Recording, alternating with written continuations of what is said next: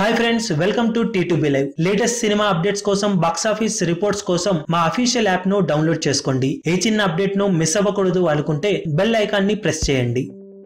Kollywood star hero Ajit Kumar నటిస్తున్న latest movie విశ్వాసం box office దగ్గర భారీ ఎత్తున జనవరి 10న రిలీజ్ అవుతున్న విషయం తెలిసిందే. పోటీలో సూపర్ స్టార్ రజనీకాంత్ నటించిన పేట సినిమాకు పోటీగా రిలీజ్ అవుతున్న ఈ సినిమా తమిళనాడు స్టేట్ పరంగా మాత్రం అడ్వాన్స్ బుకింగ్ లెవెల్ అదిరిపోయే లెవెల్లో జరుగుతుందని చెప్పాలి. ఇక ఓవరాల్ గా సినిమా ప్రీ రిలీజ్ బిజినెస్ కూడా 73 కోట్ల రేంజ్ లో వరల్డ్ వైడ్ గా ఉన్న నేపథ్యంలో బాక్సాఫీస్ దగ్గర బ్రేక్ ఇవన్ అవ్వడానికి ఈ సినిమా 140 కోట్లకు అటు ఇటుగా గ్రాస్ ను వసూలు చేస్తే బ్రేక్ ఇవన్ అవుతుంది.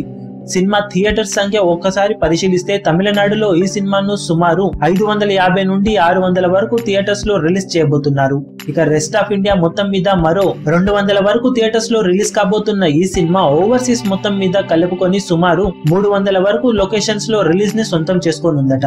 దాంతో టోటల్ వరల్డ్ వైడ్ గా ఈ సినిమా 1100 వరకు థియేటర్స్ లో రిలీజ్ ను సొంతం చేసుకోనుంది. పోటీ ఉండటం వల్ల కావలసినన్ని థియేటర్స్ సినిమాకు దక్కకపోయినా కానీ తమిళనాడు స్టేట్ లో సినిమాకు జరుగుతున్న అడ్వాన్స్ బుకింగ్, సినిమాపై ఏర్పడ్డ క్రేజ్ దృష్ట్యా కలెక్షన్ల రికార్డులను తమిళనాడు స్టేట్ లోనే సినిమా అందుకునే అవకాశాలు ఉన్నాయని ట్రేడ్ విశ్లేషకులు భావిస్తున్నారు.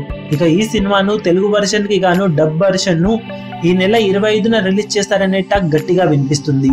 ఒక తెలుగు డబ్బింగే కాకుండా కర్ణాటకలో కూడా ఈ సినిమాను డబ్ చేసి రిలీజ్ చేయబోతున్నారట. ఓవరాల్ గా బాక్సాఫీస్ దగ్గర 140 కోట్ల టార్గెట్ తో బరిలోకి దిగుతున్న విశ్వాసం సినిమా ఎంతవరకు అంచనాలను తట్టుకొని భారీ కలెక్షన్లను అందుకుంటుందో చూడాలి. ఈ వీడియో మీకు నచ్చినట్లయితే లైక్ చేయండి, షేర్ చేయండి, ఛానల్ ని సబ్స్క్రైబ్ చేయడం మాత్రం మరవకండి. ఏ చిన్న అప్డేట్ ను మిస్ అవ్వకూడదు అనుకుంటే బెల్ ఐకాన్ ని ప్రెస్ చేయండి.